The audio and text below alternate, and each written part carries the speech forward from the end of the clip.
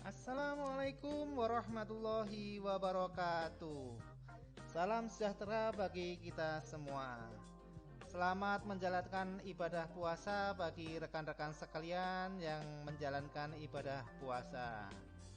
Dan mudah-mudahan masih diberi kesehatan, umur yang panjang dalam menjalani pandemi COVID-19 kali ini. Langsung saja kita masuk ke materi selanjutnya, yaitu materi sebelum kita mengikuti ujian tes tengah semester, yaitu materi berkaitan dengan balai lelang, yaitu salah satu pihak yang terkait dalam pelaksanaan lelang, yaitu balai lelang.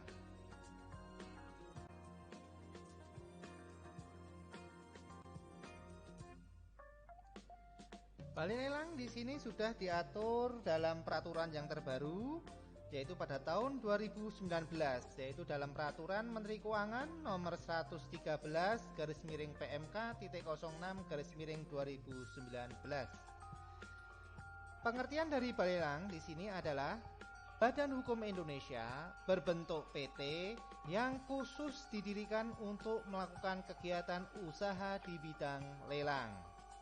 Di sini jadi balai lelang jenis atau bentuknya, badan hukumnya adalah PT.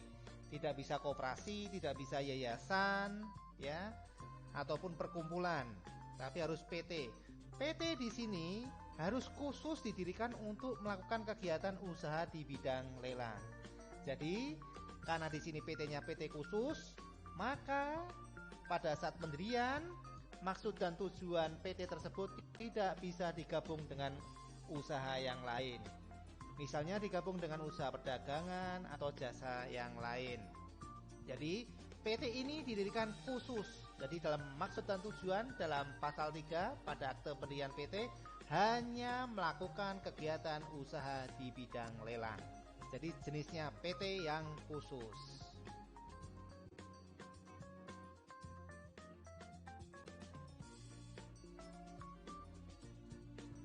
Setelah tadi kita mengetahui pengertian mengenai balai lelang, yaitu bentuknya PT yang khusus, di sini si balai lelang bisa mengajukan permohonan izin operasional. Izin operasional di sini yang memberikan adalah Menteri Keuangan. Jadi sama kayak pejabat lelang. Ya, jadi kalau pejabat lelang juga sama, SK-nya juga yang memberikan Menteri Keuangan. Di sini balai lelang juga sama. Menteri Keuangan yang memberikan izin operasional. Kita lihat dalam slide. Menteri Keuangan di sini berwenang yang pertama adalah memberikan izin operasional, membekukan izin operasional balai lelang, mencabut izin operasional balai lelang, sampai menetapkan formasi tempat kedudukan balai lelang. Dari A sampai D di sini, ya.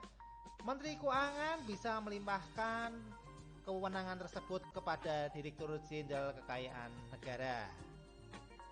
Kemudian dari E sampai F memberikan izin pembukaan kantor perwakilan dan memberikan izin pindah alamat.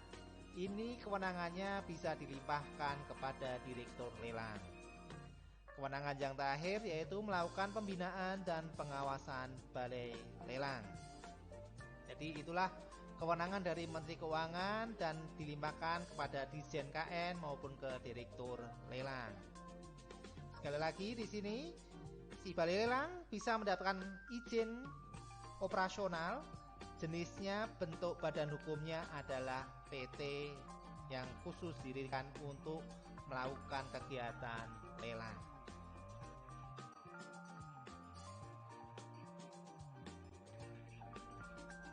Dalam pendirian balai lelang yang jenisnya PT, tentu saja di situ disyaratkan mengenai ketentuan adanya modal. Teman-teman bisa dilihat dalam Undang-Undang PT, ya, Undang-Undang PT pasal 32, pasal 33, bahwa modal dibagi menjadi 3 dalam PT. Modal dasar, modal ditempatkan, sama modal disetor. Kalau modal dasar itu modal keseluruhan di dalam anggaran dasarnya. Modal ditempatkan adalah modal yang diambil oleh para pendiri untuk ditempatkan di dalam PT tersebut.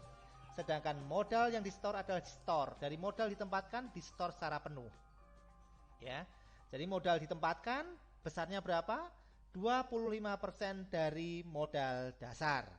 Sedangkan modal di setor adalah modal yang ditempatkan di setor secara penuh. Artinya 100% dari modal yang ditempatkan. Kita lihat ketentuan mengenai balelang di sini. Bahwa di dalam ketentuan pendirian balelang dibagi adanya zona-zona berkaitan dengan modal, ya. Jadi ada zona 1, zona 2, zona 3. Bagi balelang yang didirikan di zona 1 tentunya akan berbeda dengan zona 2 dan zona 3. Kita lihat dulu balelang yang didirikan di zona 1 itu modalnya berapa? Ya. Kita lihat di slide bahwa modal yang didirikan oleh balelang yang didirikan di zona 1 yaitu 10 miliar rupiah modal yang di store, ya. Sekali lagi itu modal yang di store. Kita lihat zona 1 itu mana saja? Yaitu Provinsi DKI Jakarta, Kota Bekasi, Kabupaten Bekasi, Kota Bogor, Kabupaten Bogor, Kota Depok, Kota Tangerang, Kota Tangerang Selatan, dan terakhir Kabupaten Tangerang. Jadi itu wilayah zona 1. Jadi kalau ada balelang yang didirikan di zona 1, modal yang disetor adalah 10 miliar rupiah. Ingat itu modal yang disetor 10 miliar, ya. Kalau modal yang disetor 10 miliar berarti modal yang ditempatkan adalah juga 10 miliar. Sekarang modal dasarnya berapa? Modal dasarnya adalah tinggal dikalikan 4. Karena apa? Modal store adalah 25% dari modal dasar. Jadi modal dasarnya yang dicantumkan di dalam akte pendirian balelang adalah 40 miliar rupiah. Itu modal dasarnya.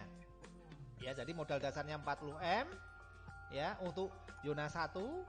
Karena apa? Modal yang disetor adalah 10 M. Karena apa? Modal disetor adalah 100% dari modal ditempatkan.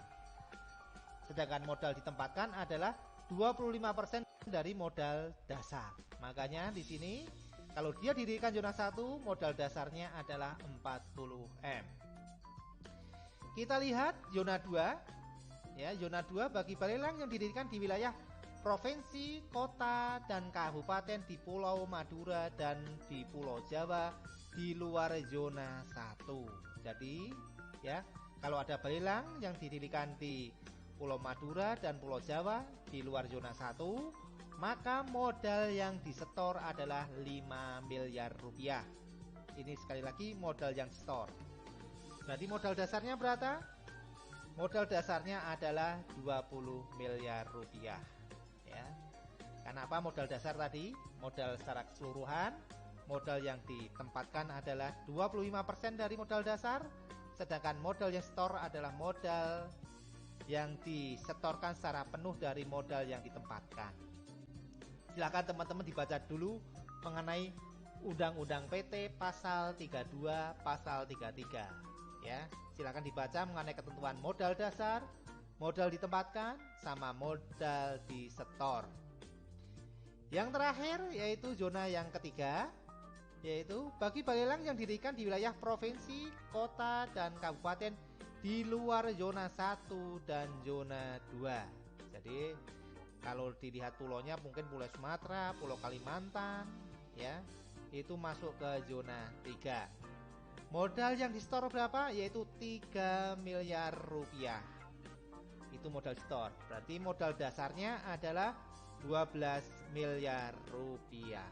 Jadi itu zona-zona yang dibagi berkaitan dengan pendirian balelang. Kalau dia masuk zona 1 modalnya 10 miliar rupiah. Kalau masuk zona 2 modalnya 5 miliar rupiah. Zona 3 3 miliar rupiah. Sekali lagi itu modal yang disetor. Jadi harus ada uang segitu, ya. Karena itu nanti akan dibuktikan pada waktu saat pemohonan izin operasional pendirian balelang tersebut. Harus ada duitnya, ya, dibuktikan dengan rekening koran. Jadi itu modal yang store harus ada duit 10 M untuk zona 1, 5 M untuk zona 2, dan 3 M untuk zona 3.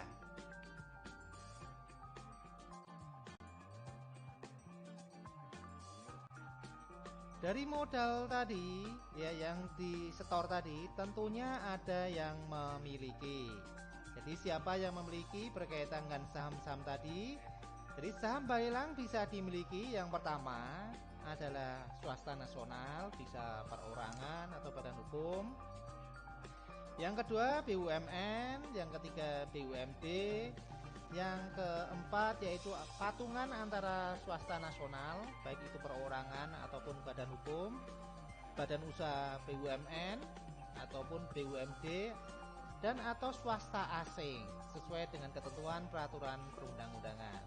Di sini kalau itu ada swasta asing, jenisnya berarti PMA, ya PT PMA, maka di sini ada ketentuan bahwa kepemilikan saham oleh swasta asing ya maksimal 49% dari modal disetor. Ya, jadi kalau itu PT PMA mengenai Barelang, maka kepemilikan asing tersebut maksimal 49% dari modal yang disetor.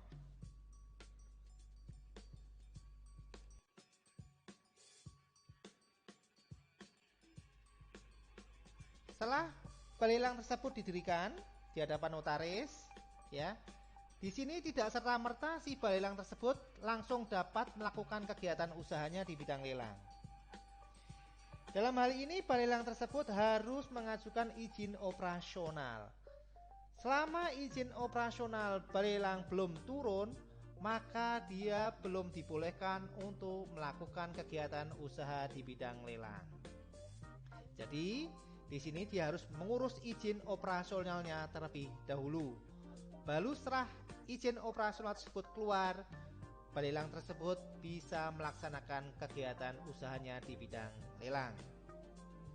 Kita lihat di dalam slide ya bahwa Barelang hanya dapat melakukan kegiatan usaha setelah mendapatkan keputusan pemberian izin operasional Barelang dari Dirjen. Di sini Dirjen telah mendapatkan mandat dari Menteri Keuangan untuk mengeluarkan izin operasional Barelang tersebut. Tentu saja izin operasional diberikan dengan memperhatikan formasi tempat kedudukan Barelang. Dan formasi tersebut juga yang menetapkan adalah Dirjen berdasarkan kewenangan dalam bentuk mandat menetapkan keputusan mengenai formasi tempat kedudukan Barelang atas nama Menteri. Jadi memberikan izin operasional tersebut tetap melihat formasi berkaitan dengan izin operasional Barelang tersebut ya.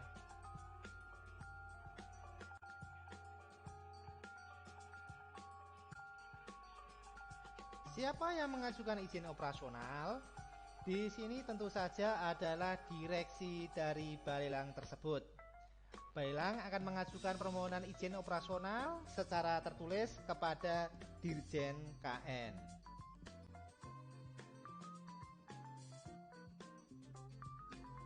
Setelah direksi mengajukan permohonan tertulis kepada Dirjen KN untuk izin operasional Barelang, tentu saja permohonan tertulis tersebut dilengkapi juga dengan dokumen-dokumen. Antara lain, yang pertama adalah fotokopi akte pendirian Barelang yang dibuat di hadapan notaris. Berikut juga dengan SK pengesahan Kumham sebagai pengesahan badan hukum PT. Yang kedua yaitu fotokopi bukti modal disetor paling sedikit sesuai dengan ketentuan. Saya sudah jelaskan tadi bahwa modal disetor ada 3 zona. Ya, zona pertama adalah 10M, zona kedua adalah 5M, zona ketiga adalah 3M. Dan itu harus ada bukti modal disetornya. Dibuktikan dengan apa? Dibuktikan dengan rekening koran atas nama Barelang, yang posisi pada saat tanggal pengajuan permohonan menunjukkan saldo kas paling sedikit sebesar modal disetor sesuai ketentuan. Jadi di situ sudah ada buku tabungan atau rekening korannya, di situ ada modal ya, yang rekening koran tersebut menunjukkan modal disetornya adalah 10M untuk zona 1. Zona 2 adalah 5M, zona 3 adalah 3M. Jadi sudah ada buktinya bahwa dia punya modal sesuai dengan ketentuan tadi. Selanjutnya, dokumen selanjutnya yaitu fotokopi NPWP atas nama Barelang. Terus fotokopi ijazah SH dan sertifikat appraisal atau penilai sebagai bukti tersedianya tenaga hukum dan tenaga penilai. Jadi kalau balai lelang tersebut sudah punya tenaga hukumnya, ya bagian staf hukumnya dan staf appraisal atau penilai untuk menilai barang-barang, ya baik itu barang bergerak maupun barang tidak bergerak, ya kalau sudah punya tenaga penilainya maka harus dilampirkan sertifikat penilainya.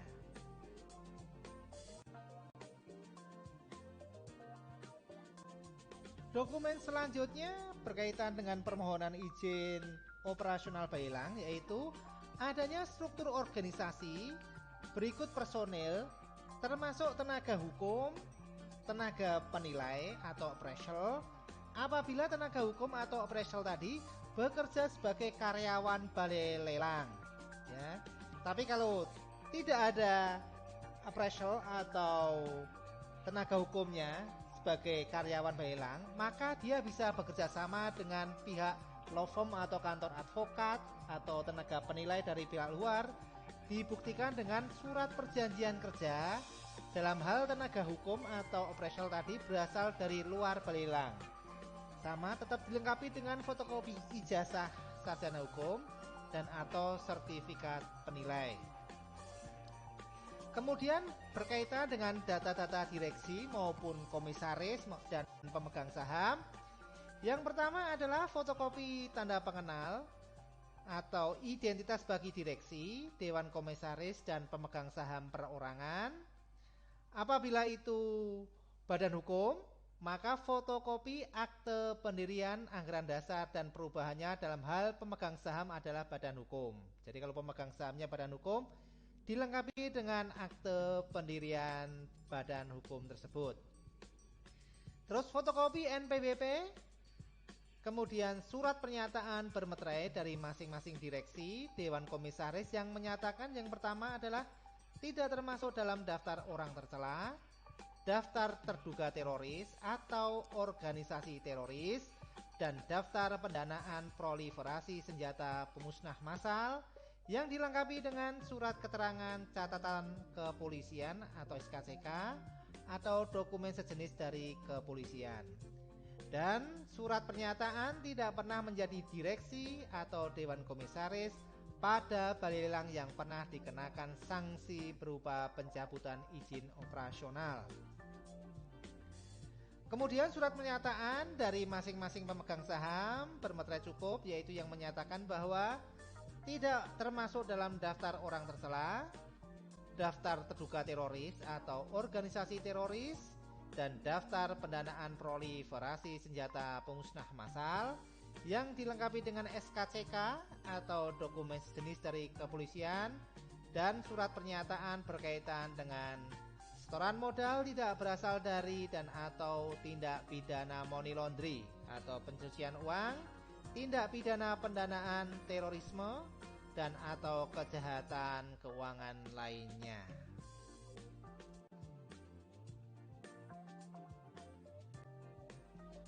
Apabila di sini PT Balai Lelang tersebut didirikan oleh warga negara asing atau PT PMA, dalam hal ini untuk memperoleh izin operasional, maka harus juga dilengkapi dokumen-dokumen berkaitan dengan warga negara asing tersebut. Yang pertama adalah fotokopi KITAS atau kartu izin tinggal sementara atau surat izin menetap yang dikeluarkan berdasarkan undangan oleh instansi ketentuan berwenang perundang. Kemudian dokumen selanjutnya, dalam hal dewan komisaris atau pemegang saham tidak menetap di Indonesia, maka dibuktikan dengan paspor dan surat keterangan dari balai lelang bahwa yang bersangkutan tidak menetap di Indonesia.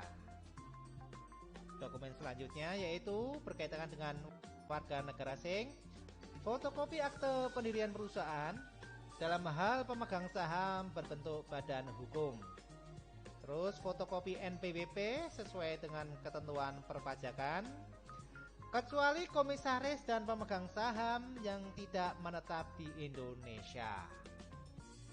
Yang terakhir berkaitan dengan dokumen warga negara asing, yaitu surat keterangan yang dibuat oleh Direksi Balelang yang menerangkan bahwa direksi, komisaris, dan atau pemegang saham tidak termasuk dalam daftar orang tercela, daftar terduga teroris atau organisasi teroris, dan daftar pendanaan proliferasi senjata pemusnah massal yang dilengkapi dengan SKCK atau dokumen sejenis dari kepolisian, tidak pernah menjadi direksi atau dewan komisaris pada balai lelang yang pernah dikenakan sanksi pencabutan izin operasional.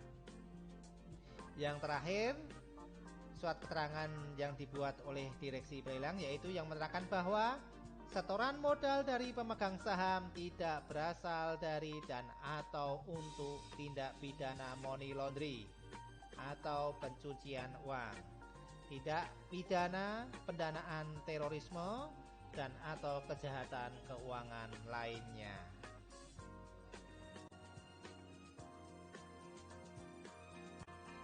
Dokumen selanjutnya untuk memperoleh izin operasional balai lelang yaitu rencana kegiatan pelaksanaan lelang, kegiatan jasa pralelang dan atau jasa pasca lelang untuk 1 tahun pertama.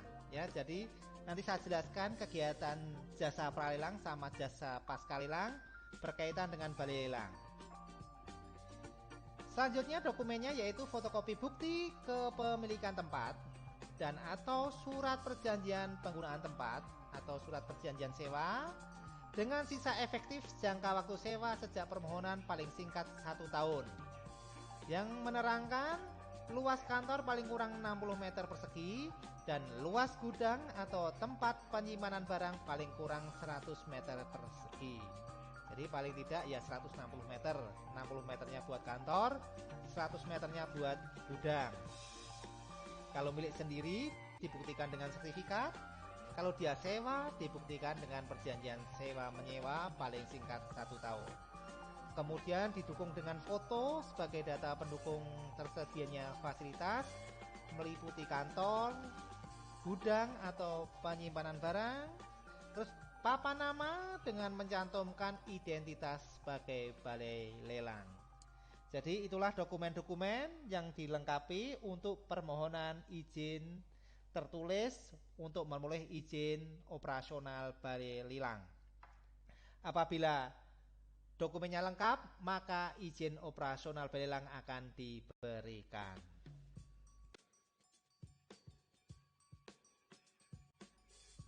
Untuk biaya memperoleh izin operasional dari balai lelang tersebut adalah sebesar Rp3.500.000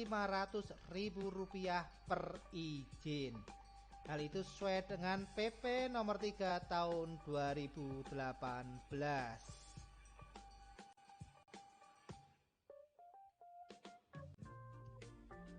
Setelah balai lelang mendapatkan izin operasional, di sini balai lelang baru bisa melakukan kegiatan usahanya.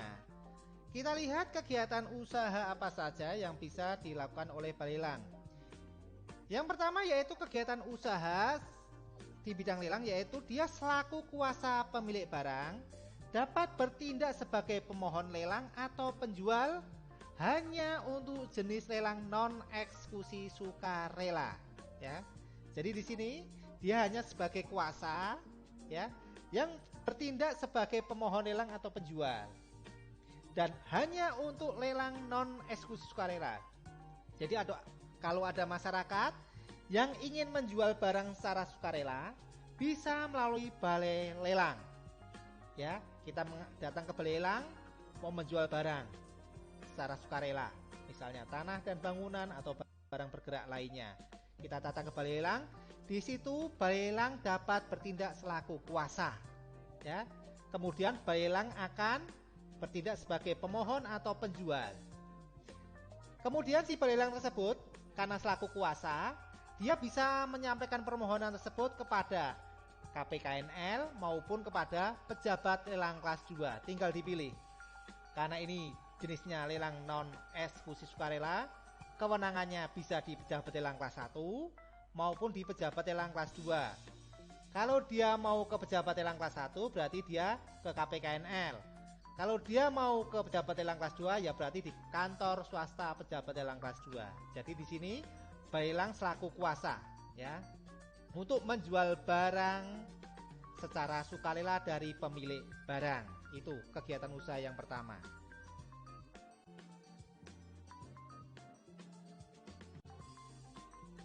Selain kegiatan tadi yang saya jelaskan, yaitu si balai lelang selaku kuasa pemilik barang sebagai pemohon maupun penjual untuk lelang non eksekusi sukarela, di sini balai lelang juga dapat melakukan kegiatan usaha di bidang lelang, yaitu ada namanya jasa pralelang maupun jasa pasca lelang. Pra itu sebelum lelang, pasca itu setelah lelang. Dalam hal ini tidak dibatasi kegiatan usahanya, itu semua bisa, baik itu lelang eksekusi maupun non eksekusi. Ya. Jadi perlu dibedakan, kalau tadi selaku kuasa ya, khusus untuk pemohon lelang atau penjual hanya untuk jenis lelang non eksekusi sukarela.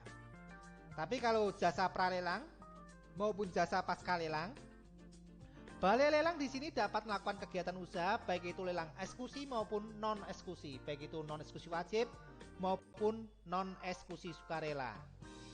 Mari kita lihat jasa pralelang dari balai lelang.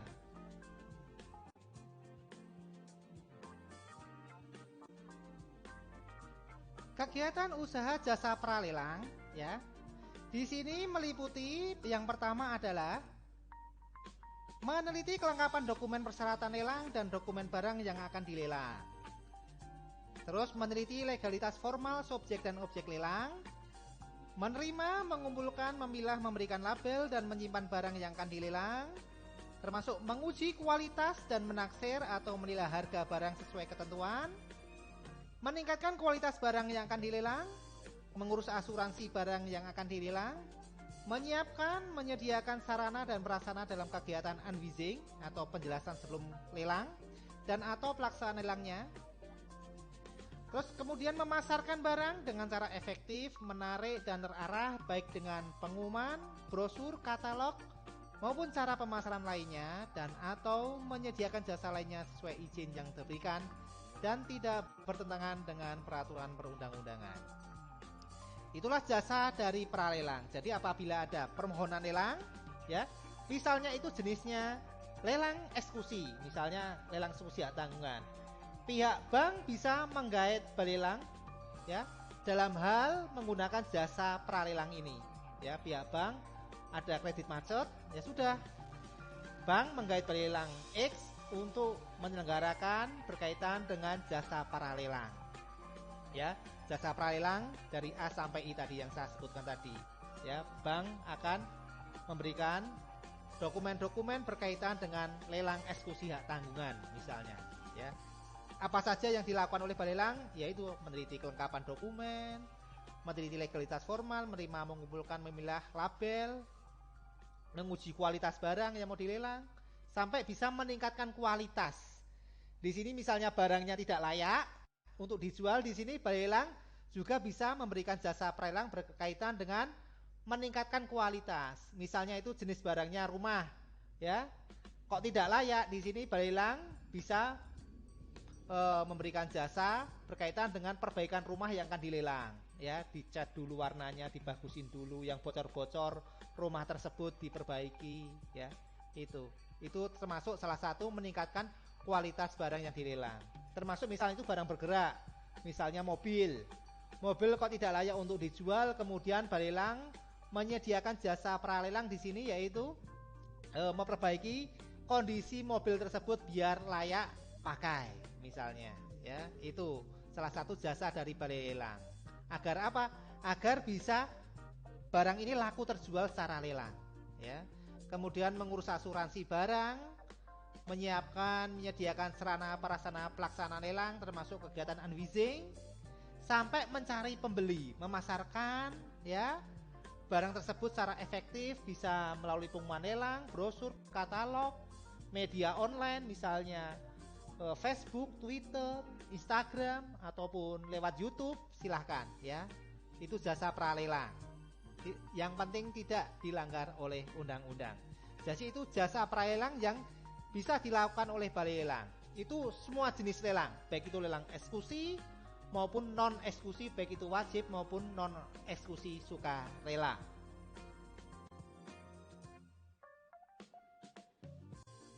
Dalam kegiatan jasa pralelang di sini, tentu saja balai lelang sebelum melakukan kegiatan usaha di bidang lelang, khususnya jasa pralelang di sini, balai lelang dapat membuat perjanjian dengan pemilik barang berkaitan dengan jasa pralelang tadi, ya, misalnya berkaitan dengan meningkatkan kualitas barang, asuransi barang, sampai mencari pembeli peserta lelang dengan menggunakan pengumuman, brosur, ya. Di sini balai lelang bisa melakukan perjanjian terhadap pemilik barang. Isi perjanjiannya berkaitan dengan apa? Yaitu besarnya imbalan jasa dari pemilik barang kepada balai lelang. Terus bagaimana cara pembayaran imbalan jasa tersebut?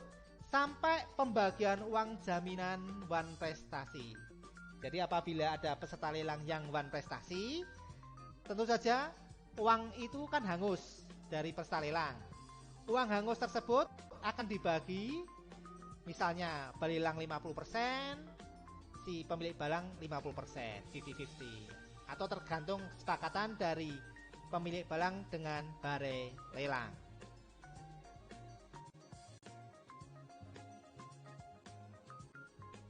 Setelah kita mempelajari jasa pralelang, kemudian kita akan membahas mengenai jasa pasca lelang. Kita tahu tadi jasa pralelang adalah jasa pra itu sebelum, berarti jasa sebelum pelaksanaan lelang itu dilaksanakan.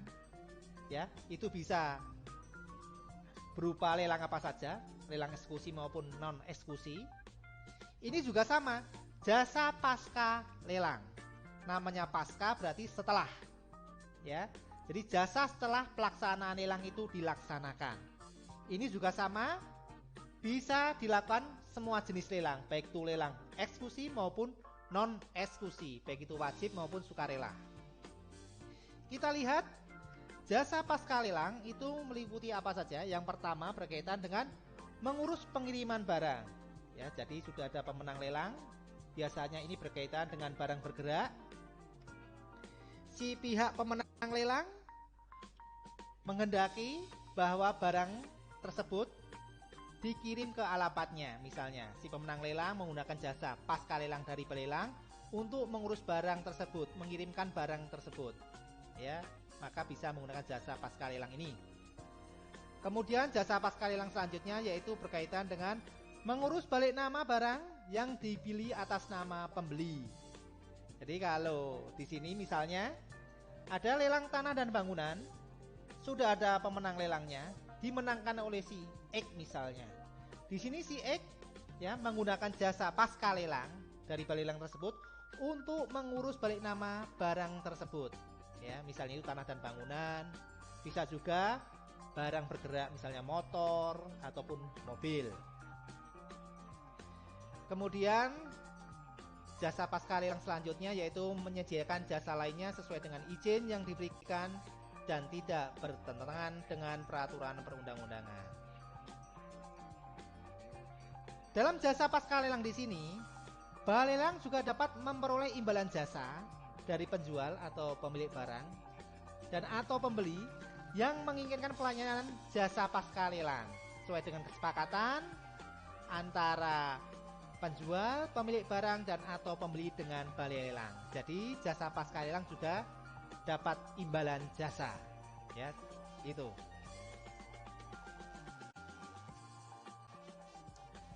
Wilayah kerja balai lelang. Jadi karena jenis balai lelang adalah badan hukumnya PT, maka wilayah kerja balai lelang adalah seluruh wilayah Indonesia.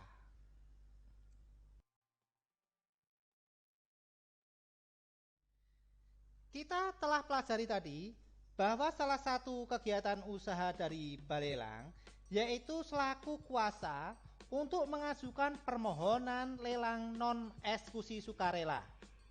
Ya, diingat tadi slide saya sebelumnya bahwa dia bisa selaku kuasa untuk mengajukan permohonan lelang non eksekusi sukarela. Dalam hal ini, permohonan tersebut bisa diajukan kepada KPKNL kalau penyelenggara lelang nanti dipimpin oleh pejabat lelang kelas 1, bisa juga langsung ke pejabat lelang kelas 2. Karena memang kewenangan pejabat lelang kelas 2 yaitu menyelenggarakan lelang non eksekusi sukarela. Dalam hal ini, kalau si balelang ini mengajukan permohonan lelang non eksekusi sukarela kepada pejabat lelang kelas 2, maka dia bisa mengadakan perjanjian perdata. Ya, isinya salah satunya yaitu upah persepsi bagi pejabat lelang kelas 2. Kita masih ingat upah persepsi besarnya berapa? Yaitu besarnya 1% dari harga lelang, minimal 2,5 juta. Ya, itu upah persepsi pejabat lelang kelas 2 dalam hal penyelenggaraan lelang non eksekusi sukarela. Itu. Imbalan tersebut yang bayar siapa? Yaitu balelang tersebut, karena dia selaku pemohon lelang atau kuasa pemilik barang.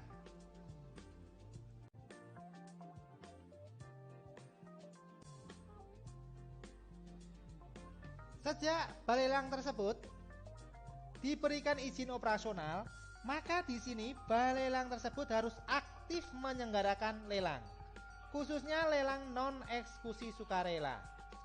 Di dalam peraturan PMK nomor 113/2019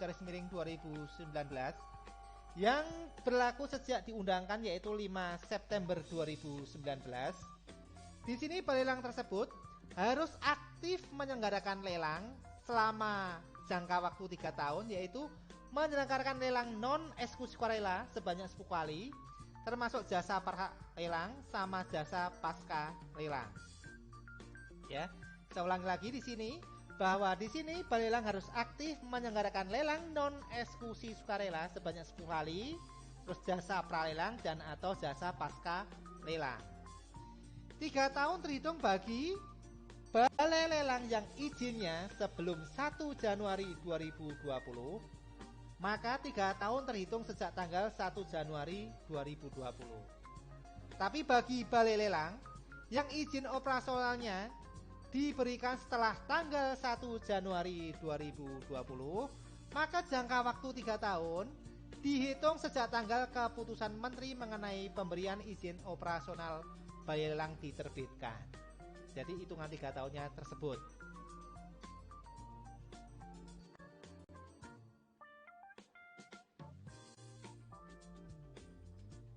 Kita tahu bahwa jenis badan hukum dari balai lelang adalah PT dengan wilayah kerja seluruh Indonesia. Maka di sini balai lelang bisa membuka kantor perwakilan di seluruh Indonesia. Dalam hal ini, balai lelang wajib membuka kantor perwakilan dalam hal apabila dia menyelenggarakan lelang paling sedikit 36 kali dalam 1 tahun di luar kota atau kabupaten tempat kedudukan balai lelang, maka balai lelang tersebut wajib membuka kantor perwakilan. Contoh misalnya, balai lelang kantor pusatnya di Jakarta. Ya, anggaran dasar menyebutkan bahwa balai lelang ini tempat kedudukan ada di Jakarta Pusat misalnya. Tapi kenyataannya kegiatan usaha dari balai lelang tersebut kebanyakan ada di Jogja. Ya, bahkan sampai 1 tahun dia bisa melebihi 36 kali lelang non eksekusi sukarela. Maka di sini si balai lelang tersebut wajib membuka kantor perwakilan. Jadi itu contohnya, ya. Jadi kantor pusatnya di Jakarta, kantor perwakilannya di Jogja. Karena kegiatan usahanya kebanyakan ada di Jogja. Kemudian kantor perwakilan di sini tidak berstatus badan hukum tersendiri dan merupakan bagian dari balai lelang. Di sini direksi balai lelang, direktur pusat, bertanggung jawab terhadap pelaksanaan kegiatan kantor perwakilan tersebut. Di sini pemimpin kantor perwakilan bertindak untuk dan atas nama direksi balai lelang. Untuk membuka kantor perwakilan balai lelang di sini, maka si direksi harus atau wajib memperoleh izin dari direktur atas nama menteri. Di sini, Direksi Pelelang menyampaikan secara tertulis permohonan izin pembukaan kantor perwakilan kepada direktur dengan tembusan kepada Kepala Kanwil tempat kedudukan kantor pusat Balelang tersebut.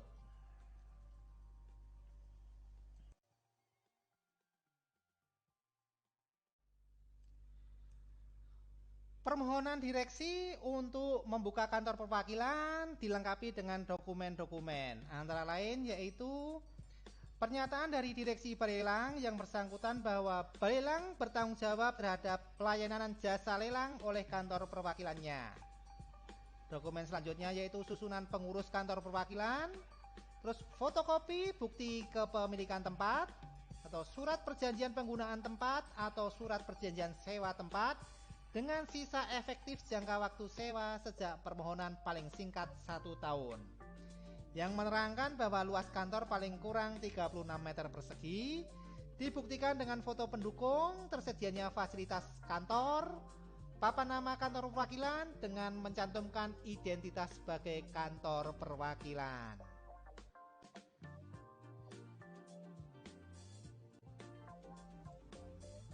Setelah permohonan izin pembukaan kantor perwakilan diajukan oleh Direksi Balelang kepada Direktur Lelang, maka di sini Direktur Lelang akan meneliti berkas permohonan izin pembukaan kantor tersebut. Teliti kelengkapan dokumen sesuai dengan yang saya terangkan tadi di atas. Apabila ada kekurangan, maka dia akan menyampaikan surat kepada Direksi Balelang untuk melengkapi kekurangan tersebut. Kemudian Balelang wajib melengkapi dokumen paling lambat 30 hari kerja terhitung sejak tanggal surat permintaan kelengkapan dokumen diterbitkan. Apabila sudah lengkap, maka di sini direktur akan memberikan SK berkaitan dengan pemberian izin pembukaan kantor perwakilan Balelang yang telah memenuhi persyaratan atas nama menteri. Kemudian SK tersebut diberikan setelah Balelang melunasi PNBP pemberian izin pembukaan kantor perwakilan sebesar Rp1.250.000 per izin pembukaan kantor perwakilan. Dalam hal ini, Balelang wajib melunasi PNBP tersebut paling lambat 30 hari kerja sejak tanggal surat pemberitahuan untuk melunasi PNBP diterbitkan.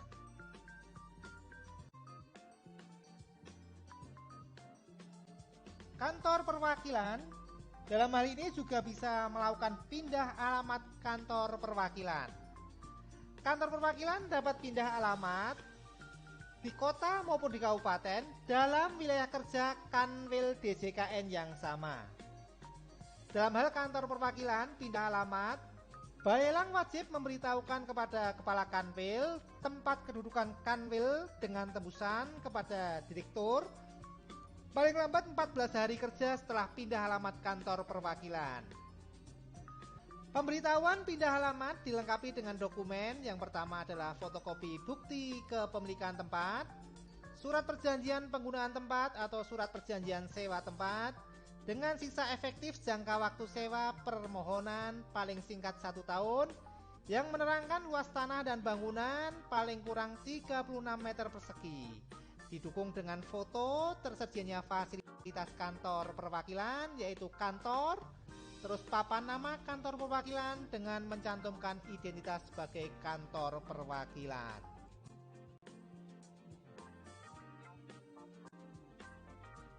Setelah Kepala Kanwil menerima dokumen berkaitan dengan pindah alamat kantor perwakilan, maka dokumen tersebut akan diteliti oleh Kepala Kanwil DJKN. Apabila ada kurang lengkap, maka Kepala Kanwil akan menyampaikan surat permintaan kelengkapan dokumen kepada Balelang tersebut. Dan di sini, Balelang wajib melengkapi dokumen paling lambat 30 hari kerja sejak tanggal surat permintaan kelengkapan dokumen diterbitkan.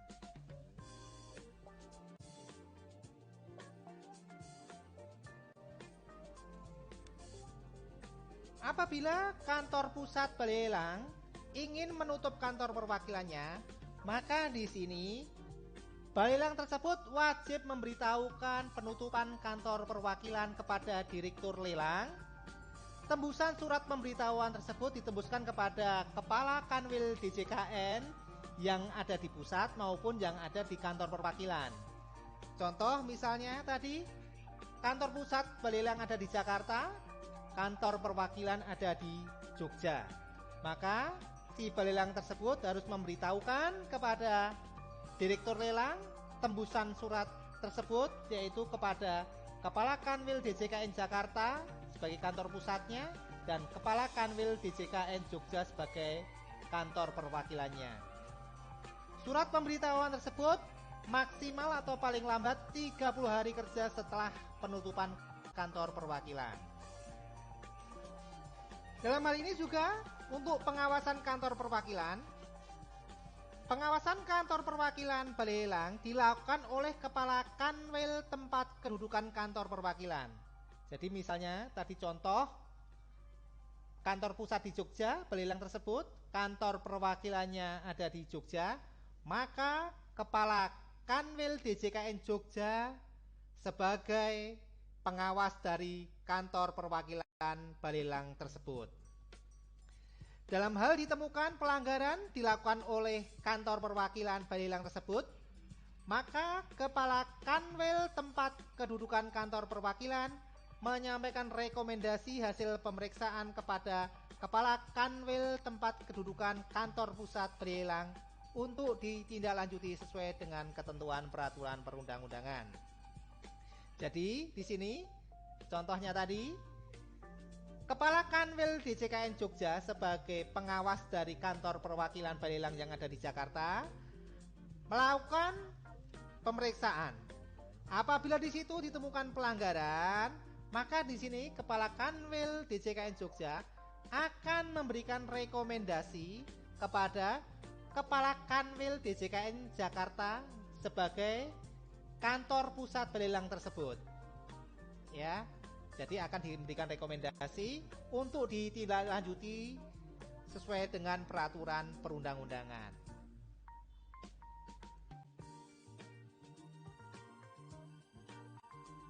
Dalam hal balai lelang tidak memiliki kantor perwakilan di tempat pelaksanaan lelang, balai lelang di sini wajib menyampaikan rencana lelang kepada Kepala Kanwil tempat pelaksanaan lelang paling lambat 5 hari sebelum pelaksanaan lelang. Contohnya misalnya balai lelang tempat kedudukannya di Jakarta akan melaksanakan atau menyelenggarakan lelang di Bandung misalnya. Ternyata di Bandung balai lelang tersebut tidak punya kantor perwakilan. Maka di sini balai lelang tersebut wajib menyampaikan rencana lelang kepada Kepala Kanwil DJKN Jawa Barat, yaitu yang ada di Bandung. Kapan? Paling lambat 5 hari sebelum pelaksanaan lelang. Di sini, Kepala Kanwil DJKN Bandung tempat pelaksanaan lelang dapat melakukan pengawasan dan pemantauan terhadap lelang tersebut. Dalam hal terdapat pelanggaran dari hasil pemantauan pelaksanaan lelang tersebut, maka Kepala Kanwil DJKN Bandung atau Jawa Barat tersebut memberitahukan kepada Kepala Kanwil DJKN yang ada di Jakarta tempat pusat balai lelang tersebut sebagai informasi awal dalam pemeriksaan berkala atau insidental, dan akan diberikan sanksi sesuai dengan peraturan perundang-undangan berkaitan dengan pelanggaran yang dilaksanakan oleh balai lelang tersebut.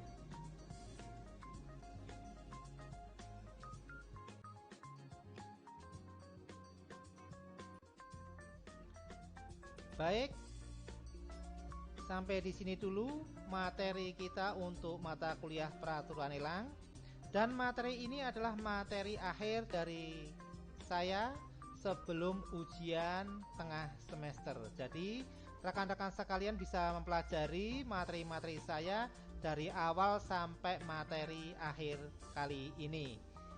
Terima kasih. Nanti apabila ada pertanyaan atau kekurang jelasan berkaitan dengan penjelasan kuliah saya, bisa kita diskusikan melalui WA grup masing-masing kelas.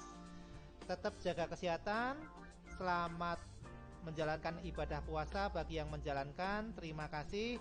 Assalamualaikum warahmatullahi wabarakatuh.